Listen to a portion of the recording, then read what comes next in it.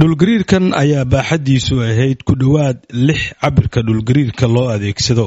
waxaana daba socday 2 kale oo yaryar ah isla ilbiriqsiyo gudahood khasaaraha uu geystayna waxay u badnaayeen burbur soo gaaray dhismayaal ku yaala bartamaha magaalada Melbourne haddaba Soomaali badan oo ku nool daaraha dhaadheer ayaa aad u dareemay dhulgariirkan aniga marka uu dhulgariirka dhacayo wax yar ka hor aan guriga soo galay Farxiyo Sheekh Maxamuud iyadu qadar yar ayay gurigeeda joogtay marka la dareemay dhulgariirkan xogaa yaroo sikina ahayd qofkii markaa iyada ah dabaqa ku jiray leena dareemi kara dadka badanaa way hurdaayeen oo saaka warqabtid school holiday lagu jiraa marka waxaa dhacday dabaqii dhana hal mar ruxmay dabaqi markuu ruxmayna waxaa dhacday dee in qof walbo la wada degay oo dhulka loo wada cararay ilaa 3,000 oo qoys ayaa ku nool 9 daarood oo ku yaala bartamaha Melbourne waxaana la sheegay inay faarujiyeen dhismayaashaasi cabsi laga qabay inuu mid kala dhaco Farxiyo dadkii cararay ayay kamid ahayd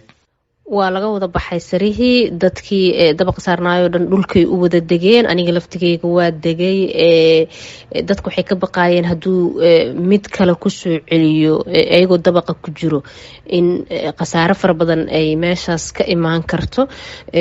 dhulka xitaa dadku waa isku maxaa la dhahaa aamini waayeen oo meelaha xoogaa dabaqa ka fogfog oo banaanka ah oo baagaga ah bay dadkii maxaa la dhahaa ii sheeg aadeen oo ciyaalkooda la aadeen waxaa sidoo kale la sheegayaa daarahan dhaadheer in caawa dadkii deganaa qaarkood ay u hoydeen guryo kale oo caadi ah halka kuwii kalena ay dib ugu soo laabteen guryahooda laakiin waxaa jirta cabsi ay aad u soo wajahday Soomaalida iyo dadka kale ee ku nool sarahan dhaadheer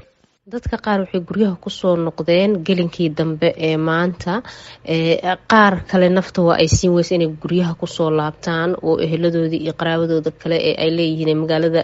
degan ee ay isdhihi karaan haddii wax dhacaan iyaga